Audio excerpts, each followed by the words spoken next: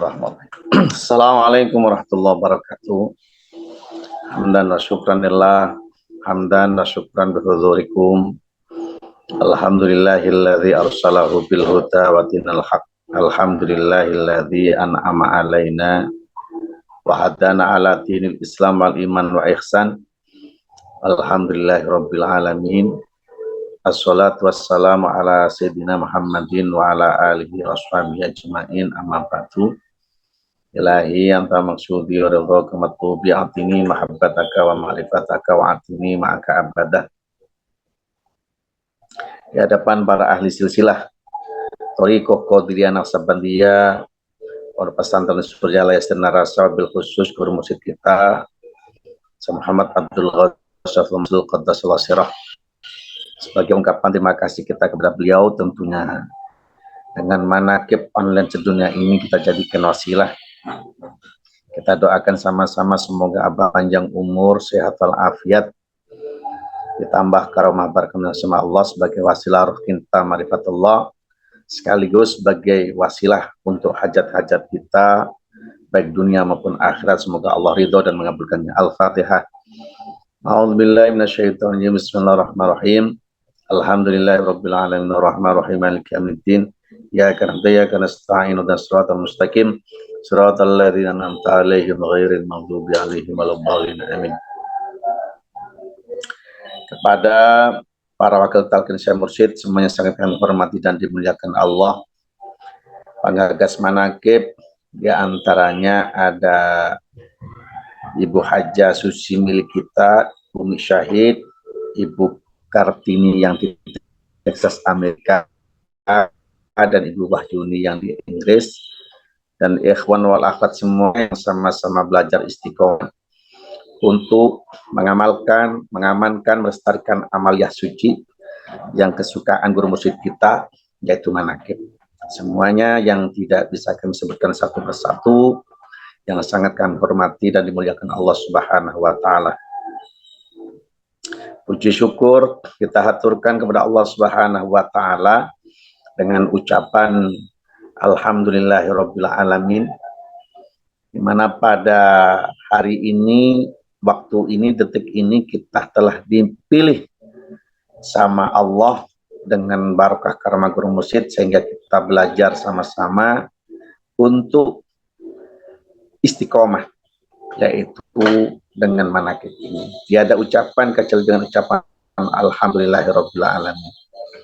Kedua kalinya salawat beserta salam Allah semoga Allah melimpahkan kepada baginda Rasul Muhammadin sallallahu alaihi wasallam. Ikhwan wal akhwat semuanya sangat kami hormati. Dulu ada hadis, ada sebagian yang mengatakan itu hadis, ada sebagian itu mengatakan athar yang berbunyi roja'na minal jihadil asghar ilal jihadil akbar. Qalu wa ma jihadul akbar? Qala jihadul qalbi au jihadun nafsi. Ini kata hadis, kata Rasulullah, kami kembali dari jihad kecil menuju jihad besar. Para sahabat bertanya, ya Rasulullah, apa yang dikatakan jihad besar? Rasul menjawab, yaitu jihad hati dan jihadnya nafsu. Yang jadi pertanyaan, dulu ada kalimat ini waktu itu perang Badar. Banyak kaum muslimin yang meninggal dunia. Sehingga dengan banyaknya para sahabat yang meninggal, mulai dari perang Badar, perang Uhud, perang Khandaq dan lain sebagainya, itu banyak sahabat-sahabat yang meninggal. Sampai ada kalimat Rasul bersabda, kita kembali dari perang kecil menuju perang besar. Ada sebagian mengatakan, sahabat bertanya, Rasul, ini banyak sahabat yang meninggal, bukankah ini termasuk bagian perang yang besar? Rasul menjawab, sesungguhnya perang yang besar adalah jihadun nafsi, perang hawa nafsu.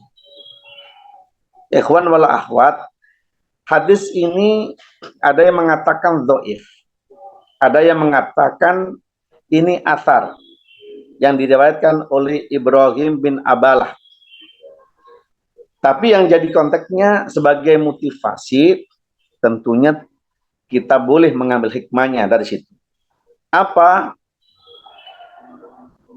Dulu kalau kita merujuk sekarang ini kan banyak, mulai dari wakil talqin, ikhwan yang suka merokok, itu dengan maklumat-maklumat Abah yang Abah sampaikan, itu mulai banyak ikhwan terutama laki-laki, wakil talqin juga yang suka merokok, itu kayaknya seperti mabuk dengan maklumatnya Abah itu. Tanggalkan rokok. Kemudian Abah mengatakan lagi, Abah mengambil kalimat itu, kalau merokok jangan sampai kelihatan orang.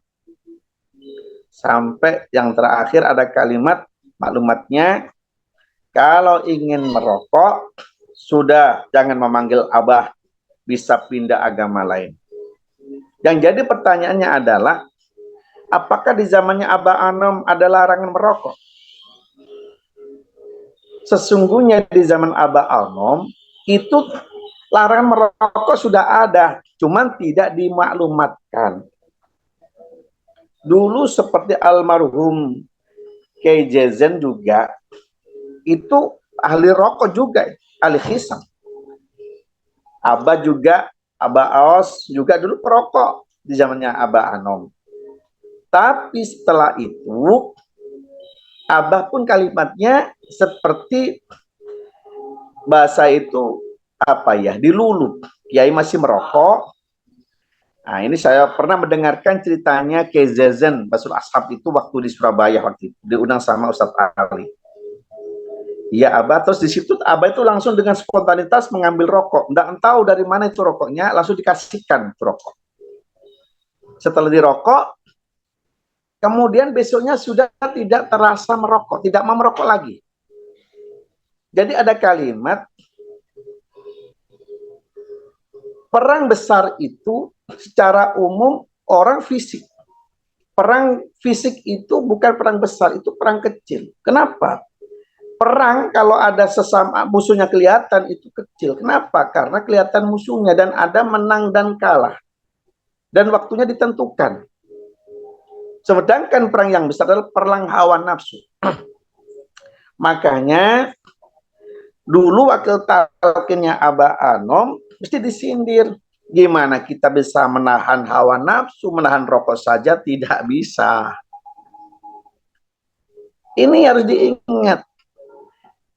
Nah, sekarang ini kalimat rokok ini Abah lebih ditekankan. Oke, itu makro secara umum.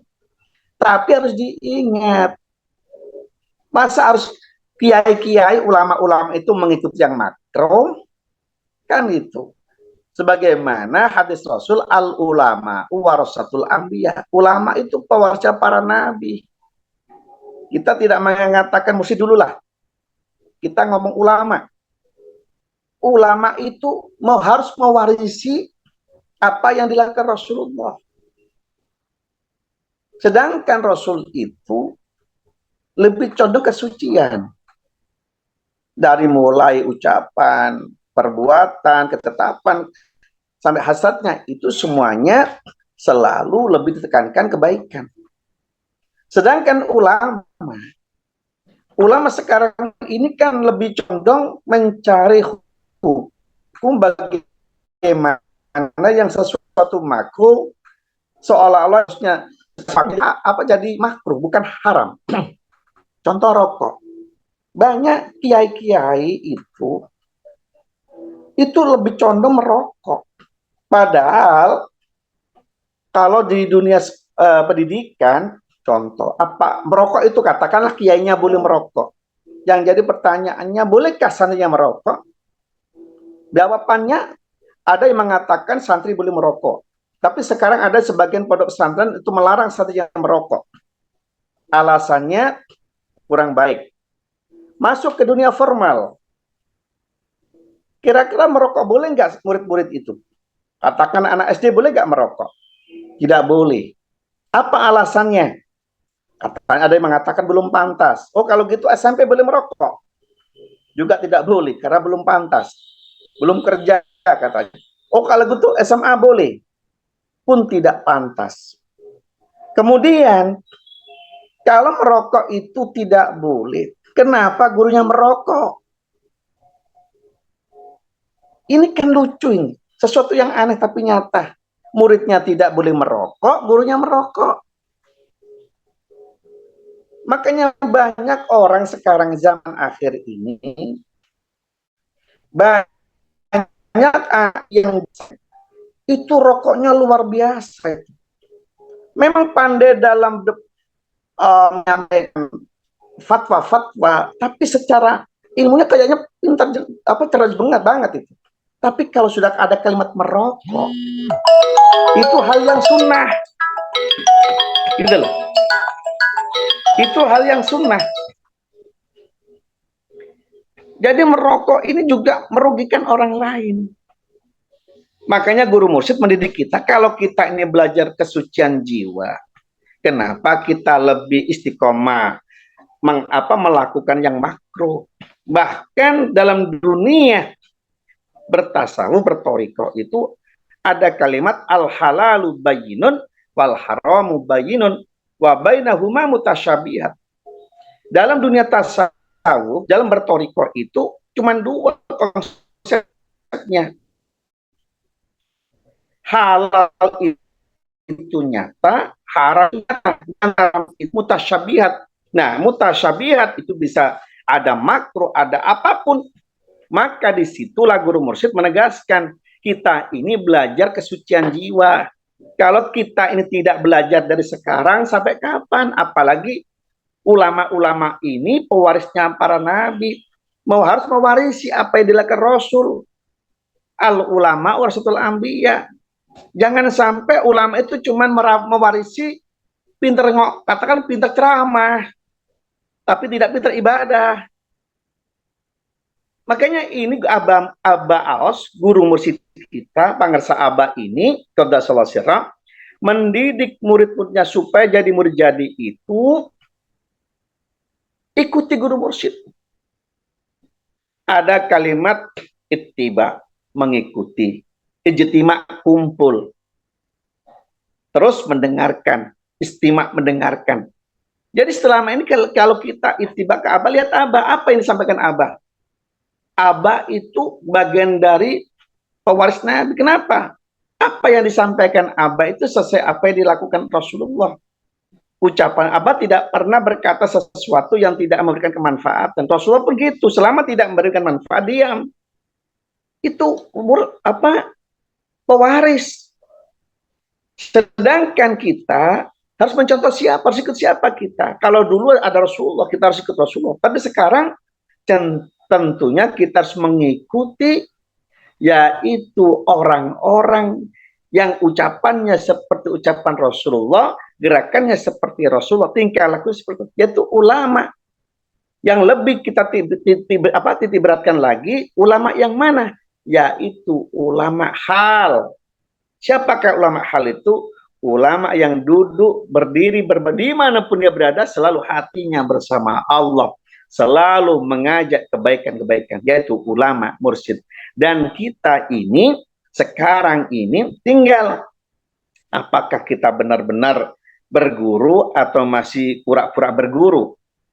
Jangan sampai kalau guru mursyid sudah mengatakan tanggalkan rokok, kita masih cari dalil-dalil yang sifatnya untuk menolak maklumat itu. Kalau guru mursyid mengatakan tanggalkan, itu berarti pasti di situ ada tujuan-tujuan yang tujuannya apa? Sayang sama muridnya. Abah menyuruh tanggalkan rokok itu sampai Abah mengatakan jangan panggil nama Abah atau pindah agama. Itu tujuan karena sangat sayangnya seorang guru kepada murid. Jangan sampai dipelinteri juga. Ada ikhwan yang memang belum paham dalam dunia toriko, begitu ada kalimat tanggalkan rokok, pindah mursyid. Ini kan aneh. Nah ini ada kali, jika kita belum bisa memaksimalkan mengikuti guru mursyid, minimal jangan sampai kita mencari dalil-dalil untuk bahwa apa yang dimaklumatkan guru mursyid itu salah, minimal diam. Jatuh. Yang kedua, jika belum bisa melakukan apa yang dimaklumatkan guru mursyid, tanggalkan rokok. Minimal rokoknya jangan semerta-merta kelihatan orang. Dalam konteks orang lain. Kalau cuma lihat orang, kalau merokok boleh merokok, tapi jangan lihat jangan sampai ada orang. Nah, sebetulnya yang merokok itu siapa? Gitu. Cuman kita bahasanya agak kita haluskan. Kalau merokok jangan sampai kelihatan orang lain, walaupun dirinya orang kan gitu. Waktu ini cerita ini, saya waktu itu sebelum ada maklumat tanggalkan rokok, saya nggak ngerokok. Setelah ada tanggalkan rokok, saya merokok. Akhirnya ada yang kasih rokok, ada yang memasang rokok, saya ngerokok. Kemudian besoknya saya merokok, rasanya beda. Waktu saya itu ngerokok rokok gudang garam di Surya itu. Jadi belum ada tanggalkan rokok, saya nggak ngerokok. Setelah ada tanggalkan rokok, saya merokok. Saya ingin membuktikan. Begitu saya merokok, makin hari besoknya itu rokok itu berubah rasanya. Nggak tahu. Padahal sama-sama rokoknya Surya. Dari situlah saya langsung mulai sampai sekarang sudah tidak merokok. Kenapa? Karena semua itu butuh proses. Makanya kita pun tidak boleh menjustis ikhwan atau yang masih merokok. Andaikan belum bisa menanggalkan rokok totalitas, minimal kalau merokok, jangan sampai dilihat orang lain. Tutup dan jangan mencari dalil merekayasa maklumatnya guru mursyid. Karena apa? Kita semuanya masih fase tahap belajar, mencontoh, mengikuti guru mursyid untuk diusulkan kepada Allah sehingga menjadi murid jadi. Andaikan belum jadi murid yang jadi, minimal jangan rekayasa mencari dalil-dalil yang seolah-olah maklumatnya guru mursyid itu belum benar, padahal sudah benar, cuman kitanya yang masih belum mencapai kebenaran. Itu saja yang dapat kami sampaikan, kurang lebihnya mohon maaf. Semoga kita termasuk murid Abah yang selalu disayangi, dicintai selama-lamanya. Kurang lebihnya mohon maaf. Assalamualaikum warahmatullahi wabarakatuh.